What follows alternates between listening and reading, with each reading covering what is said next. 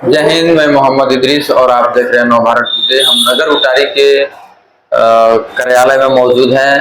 आम अवाम विकास मोर्चा का जो यहाँ जो अध्यक्ष भी हैं और ये भवनाथपुर 81 भवनाथपुर विधानसभा क्षेत्र का प्रत्याशी भी है।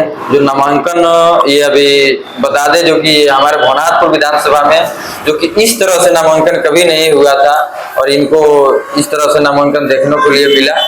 और जो नामांकन जो है इनका ऑनलाइन हुआ है नामांकन। तो हम कुछ बात करेंगे। बात करने से नवभारत टुडे में आपका बहुत बहुत स्वागत है सर। बहुत बहुत धन्यवाद और आपके दर्शकों को भी बहुत बहुत नमस्कार, जोहार।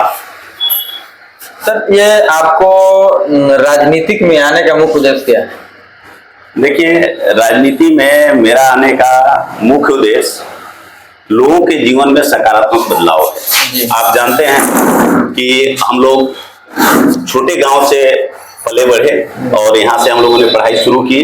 ये ईश्वर की कृपा रही, माँ बाप का आशीर्वाद रहा कि अंतिम पढ़ाई हमें IIT कानपुर जैसे प्रतिष्ठित संस्थान से करने का मौका मिला। उसके बाद हमने NIT जमशेदपुर में लेक्चरर के रूप में भी थोड़े दिन काम किया। फिर वहाँ से रेजिग्नेशन देकर और UPSC की परीक्षा के माध्यम से इंडियन इंजीनियरिंग सर्विसेज में भारत सरकार में ज्वाइन किया। 22 साल वहाँ भी नौकरी की। लेकिन शुरू से ही हमारी इच्छा थी कि मैं 50 साल का होने के बाद का समय समाज को लगाऊं और जो राजनीति है समाज की बेहतरी के लिए काम करने का सबसे अच्छा प्लेटफॉर्म है। इसीलिए मैंने जैसा कि पहले डिसाइड किया था कि 50 साल का होने के बाद समाज को समय दूंगा। 50 साल का होने के बाद मैं स्वैच्छिक सेवानिवृत्ति लिया, वॉलंटरी रिटायरमेंट लिया। और जब हमने वॉलंटरी रिटायरमेंट लिया तो भारत सरकार के सीनियर एडमिनिस्ट्रेटिव ग्रेड में था। और यहाँ आने के बाद चूंकि अभी भी हमें लगता है या ये सच्चाई है कि एक लोकतांत्रिक देश में अगर लोगों के जीवन में सकारात्मक परिवर्तन लाना है तो उसके लिए राजनीति से अच्छा प्लेटफॉर्म नहीं हो सकता। इसलिए हमने राजनीति को चुना है। और ऐसे बहुत ऐसे भवनाथपुर क्षेत्र में बहुत ऐसे जनता है जो कि नेता से और विधायक से सब लोग सवाल पूछ रहे हैं, जो कि बहुत ऐसे पलायन हो रहा है। पलायन से लोग यहाँ से अपने भूख मिटाने के लिए बाहर जा रहे हैं, अपने घर परिवार को भूख मिटाने के लिए बाहर जा रहे हैं, लेकिन उन लोग का बॉडी आता है। तो उस पर आप क्या कहना चाहते हैं? देखें, ये बहुत ही दुख की बात है। और जो हमारे यहाँ बहुत ऐसे पलायन चल रहा है सर यहाँ जी, पलायन अपने क्षेत्र के जो नेतागण हैं या प्रबुद्ध लोग हैं उनके लिए वास्तव में शर्म की बात है कि हमारा क्षेत्र पूरे देश में मजदूर सप्लाई करने वाला क्षेत्र बनकर रह गया है।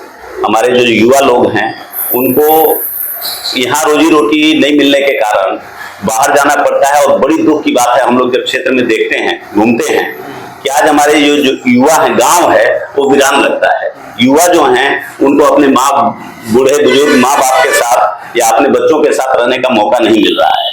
और आपको हम बताएं कि बहुत सारे हमारे पास केसेस आए हैं जहाँ पे आज युवा हमारे जाके काम कर रहे हैं, 2-2 महीना 3-3 महीना काम करने के बाद उनको वेतन नहीं दिया जा रहा है। अभी भी केसेस है, कुछ दंड के लोग हैं जो काम किए हैं उनको पैसा नहीं दिया जा रहा है। तो ये जो पलायन है, हमारी जो पार्टी है उसकी पार्टी का इस चुनाव के लिए हमारा 7 संकल्प है। उसमें से पहला संकल्प है कि हमारी पार्टी पलायन को रोकेगी। उसके लिए अब जैसे यहाँ पे आप जानते हैं कि जो भी यहाँ के स्थापित नेतागण हैं उनके लिए पलायन एक राजनीतिक मुद्दा है, केवल चुनावी मुद्दा है, राजनीतिक नहीं बल्कि चुनावी मुद्दा है। कभी शिलान्यास हो जाता है और 5 साल तक कुछ नहीं होता है। कोई सीमेंट प्लांट लगाने की बात करता है, कोई पावर प्लांट लगाने की बात करता है, लेकिन चुनाव के बाद सब भूल जाते हैं। लेकिन हमारी पार्टी जो है चुनाव के बाद ही उस मुद्दा को शुरू करेगी और उसको कंक्लूजन तक पहुंचाएगी। और देखिए, केवल एक जो भवनाथपुर का माइंस है वहां पे करने से ऐसा नहीं है कि यहाँ पे पलायन रुक जाएगा। यहाँ पलायन रोकने के लिए 3 स्तर पे काम करना होगा। सबसे पहले पलायन रोकने के लिए जो हमारे बच्चे पढ़ रहे हैं, युवा हैं, उनको हमें स्किल देना होगा। आज जो बच्चे जा रहे हैं सब मजदूरी कर रहे हैं, अगर हम लोग उनको एक स्किल दे दें तो वो अगर बाहर जाते भी हैं काम करने तो व्हाइट कॉलर जॉब उनको करने का मौका मिलेगा और उनका वेतन मेनीफोल्ड अधिक रहेगा, बहुत ज्यादा रहेगा। दूसरा चीज है, हम लोगों का कृषि आधारित, हम लोगों का जो क्षेत्र है कृषि वाला है, हम लोगों को कृषि आधारित छोटे छोटे उद्योग स्थापित करने चाहिए। और ये प्रूवन, ये सच्चाई है, साबित किया हुआ बात है कि जो स्मॉल स्केल इंडस्ट्रीज होते हैं वो सबसे अधिक जॉब देते हैं, क्योंकि उनमें ऑटोमेशन कम होता है और हम लोग बहुत आसानी से कर सकते हैं। उसमें जरूरत है कि हमारे जो युवा हैं या युवतियां हैं उनको ट्रेनिंग दिया जाए, स्किल दिया जाए, अपना उद्योग स्थापित करने में उनको फैसिलिटेट किया जाए, बैंक से लोन दिलाया जाए और सबसे ऊपर मार्केटिंग में उनको मदद की जाए, जो हम लोग निश्चित रूप से करेंगे। और मैं समझता हूं कि इससे दो स्तर पे काम होगा, एक तो प्लान कम होगा और जो लोग बाहर जाएंगे, बाहर जाना अपने आप में बुराई नहीं है, लेकिन हम मजदूर के रूप में नहीं जाके एक स्किल्ड वर्कर के रूप में जाएं तो हम अधिक पैसा कमाएंगे, हमारा जीवन बेहतर होगा, हम परिवार के साथ वहां भी रह सकते हैं या परिवार हमारे यहाँ भी रहेंगे तो बेहतर हालत में रहेंगे। और हम लोग, हमारी पार्टी का सोचना है कि जब हमारे लोग युवा जो बाहर रह रहे हैं, जैसे अभी देखिए बहुत सारे दुख की बात है कि वो काम करने जाते हैं और बेचारों को उनका 100 वापस आता है। हम ऐसे केसेस भी जानते हैं जहां 100 को वापस लाने के लिए माँ पिताजी को जमीन बेचना पड़ा। तो हम चाहते हैं कि एक कागजी कार्रवाई नहीं बल्कि एक प्रभावी रूप से एक हम लोग सुनिश्चित करेंगे कि एक हेल्पलाइन हो। कहीं अगर हमारा युवा है, अगर मान लीजिए तमिलनाडु में है, उसको दिक्कत होती है, कोई पेमेंट नहीं कर रहा है, उसके साथ कोई हादसा होता है, कोई परेशानी हो रही है, तो उस हेल्पलाइन पे वो फोन करे और यहाँ का जो अधिकारी हो, डेजिग्नेटेड अधिकारी हो, वहाँ के कंसर्न अफसर से बात करे और उसकी समस्या को सुलझाए। और ये एक चीज और हो सकता है कि नहीं, अगर जैसे अगर सत्ता में आ गए, चाहे अभी आप मैंने नहीं भी है, लेकिन फिर भी अगर किसी का अगर बॉडी अगर किसी के बाहर मृत्यु हो जाता है तो गवर्नमेंट का यहाँ पर मैंने किसी भी तरह से इंश्योरेंस जैसे हो, चाहे कोई मैंने एक नया जो नियम जो लागू हो सकता है कि नहीं, जो उसके परिवार लोग का जब तक उसके छोटे छोटे बच्चे हैं सियान होने तक उन लोग का आर्थिक सहयोग उठाने के लिए। देखिए बहुत सारे नियम है और बहुत सारी चीजें हो सकती है, लेकिन सवाल है कि उसको सुनिश्चित किया जाए। आज हमारे जो नेतागण हैं बहुरूपिया हैं, बातें जब चुनाव की बात आती है बातें करते हैं, बेटा बन जाते हैं, भतीजा बन जाते हैं, भाई बन जाते हैं, लेकिन चुनाव के बाद क्या होता है कोई देखने नहीं आता, कोई समझने नहीं आता। या तो उनको समझ नहीं है समस्या का और उसका निदान का सरकारी पॉलिसी कैसे चलती है, या वो चाहते नहीं है। और दोनों ही हालत में हमारी जो जनता है वो सफर कर रही है, हमारे युवा सफर कर रहे हैं। ये निश्चित रूप से आपका कहना बिल्कुल ठीक है। बहुत सारे ऑलरेडी सरकार के स्कीम, अभी आप बोलिएगा सरकार को, वो कहेंगे ये इंश्योरेंस है, वो इंश्योरेंस है, बहुत सारी चीजें हैं, लेकिन मुद्दा ये है कि क्या उसका फायदा हमारे युवा को या जो युवा के साथ हादसा होता है उसके परिवार को मिलता है। सच्चाई ये है कि नहीं मिलता है, जो हम लोग सुनिश्चित करेंगे मिलेगा और मिलना चाहिए।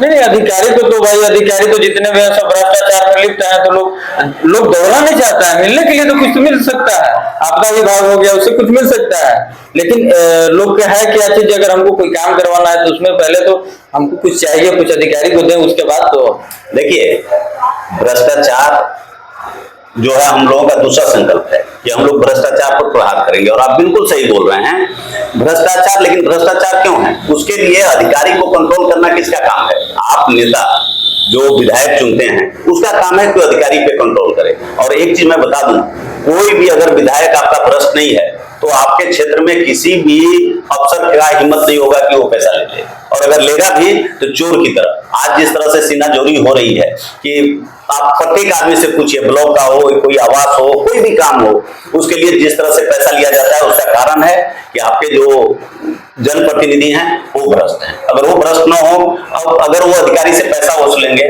तो अधिकारी क्या करेगा, कहां से पैसा लाएगा?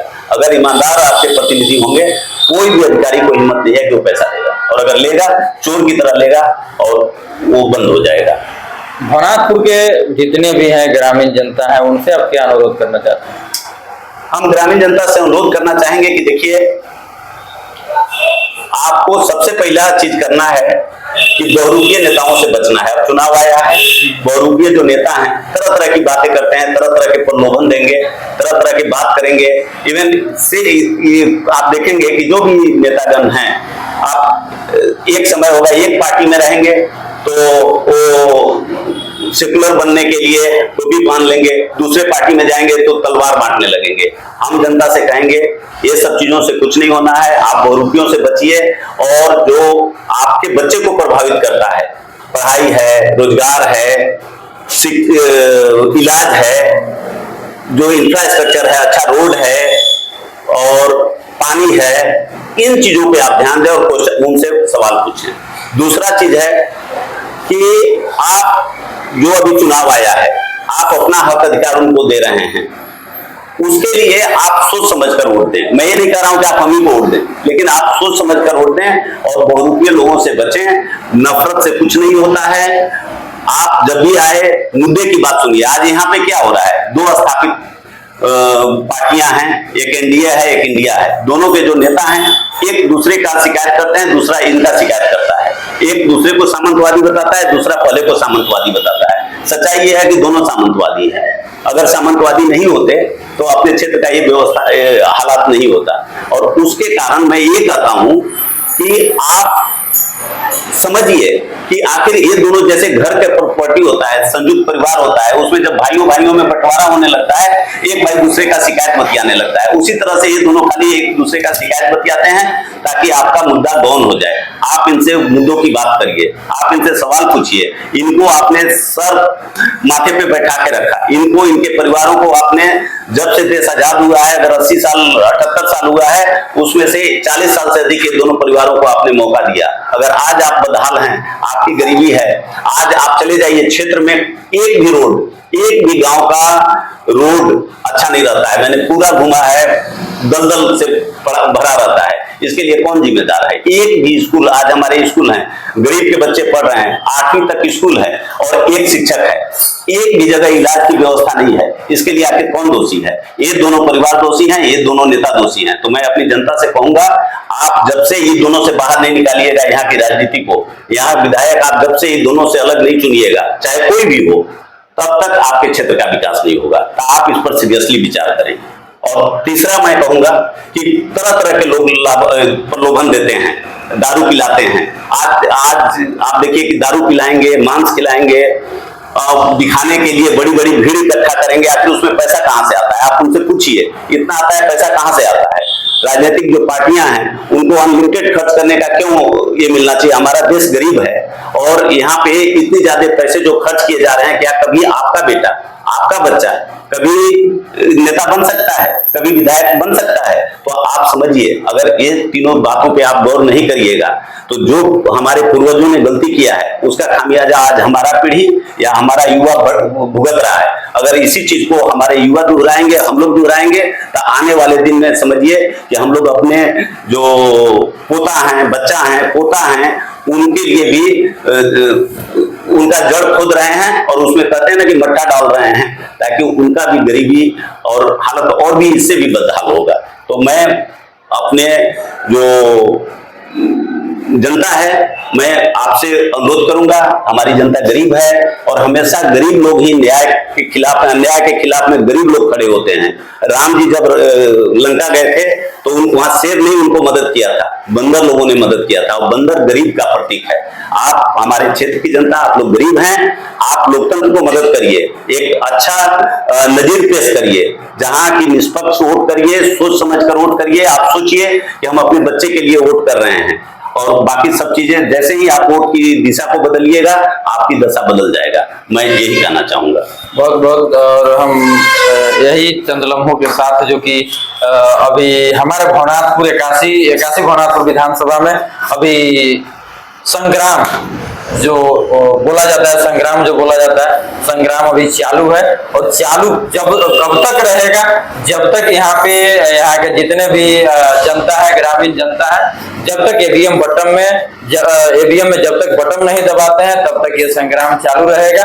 बस इतना ही। चंद लम्हों के लिए बहुत बहुत धन्यवाद।